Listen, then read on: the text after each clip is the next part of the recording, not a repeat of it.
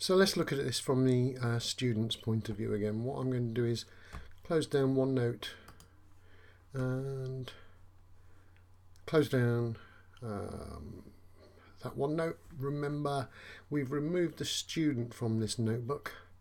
So I'm going to go through adding a student again. So if I go to Microsoft Home, Class Notebook, add or remove students. I'm going to add a student. I'm going to remove a student at some point. Because there's another method that I want to take you through when we remove students. If we remove them from here, then we can just get rid of the content, but it doesn't actually get rid of the student from the course. We have to go to OneNote to do that. As you can see, we removed student 1. It didn't exist in OneNote, doesn't exist in OneNote Online, but the student is still listed. Again, another sort of annoying factor of the administration side of this, where deleted things still hang around. You probably have to get used to it until Microsoft sort of change their policies with that one. So I'm going to click on remove the student, and it draws a line through the student, but what's important here is to be able to delete the student's content.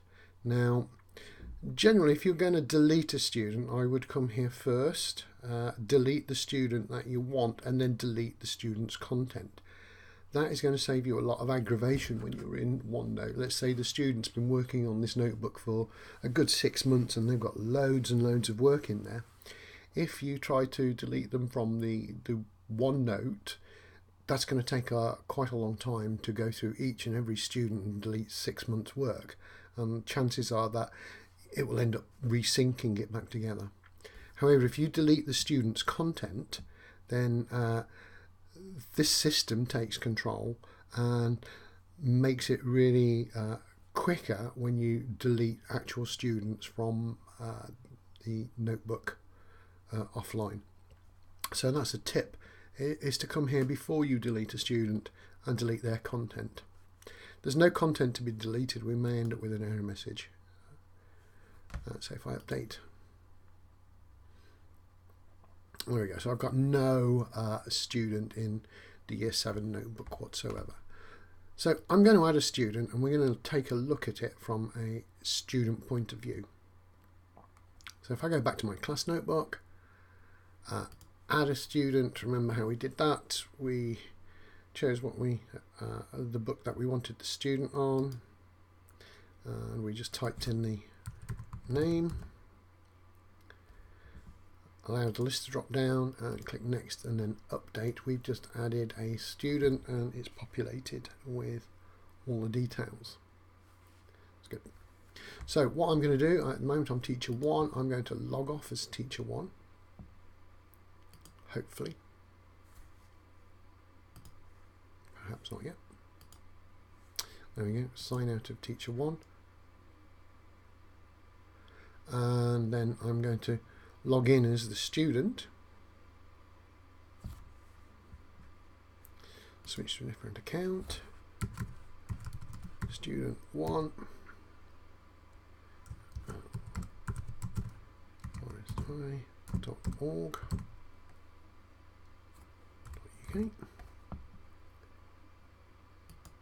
should ask for the password.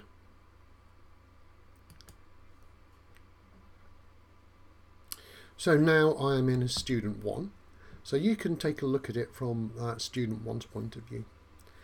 The first thing that you need to notice is this list of things. Year 7 is not appearing on there.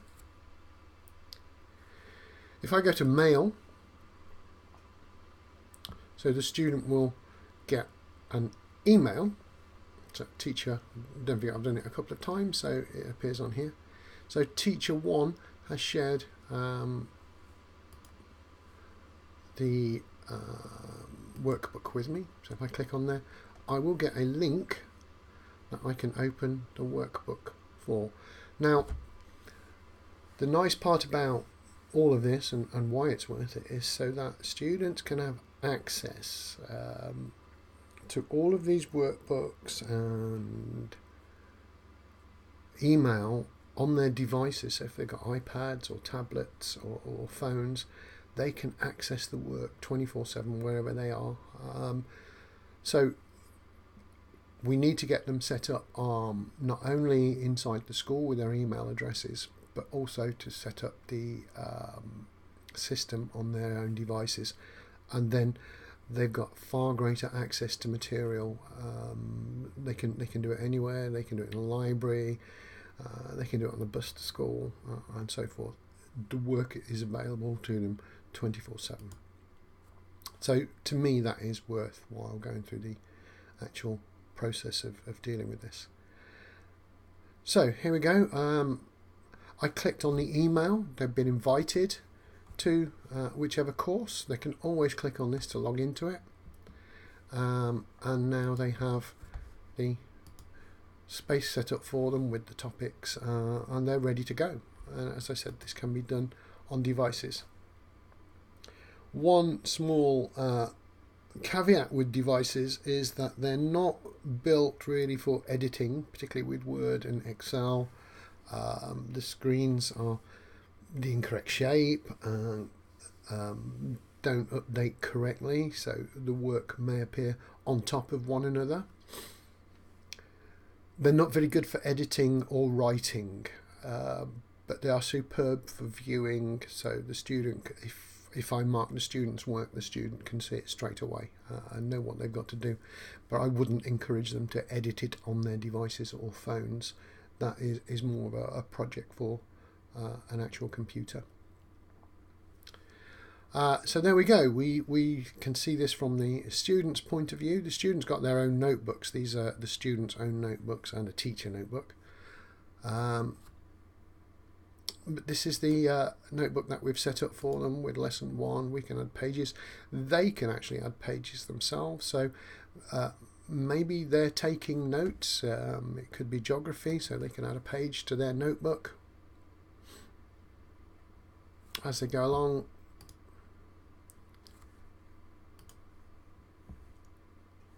So lesson 1, add a page. There we go.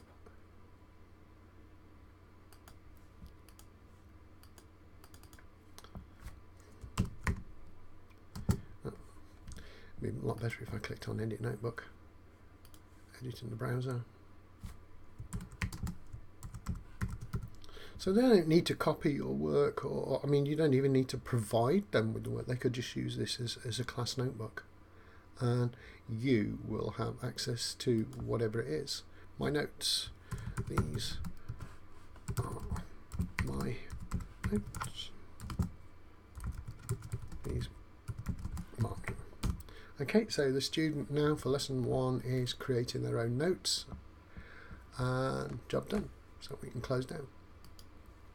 In the next video, we're going to log back on as the teacher, and we're going to take a look at that notebook and see what occurred.